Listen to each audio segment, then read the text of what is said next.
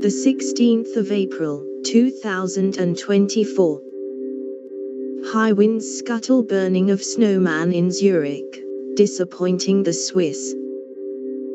The burning of the effigy known as the Böögg is the finale of Sechseläuten, an annual spring festival akin to Groundhog Day. The normally stoic Swiss wallowed in disappointment,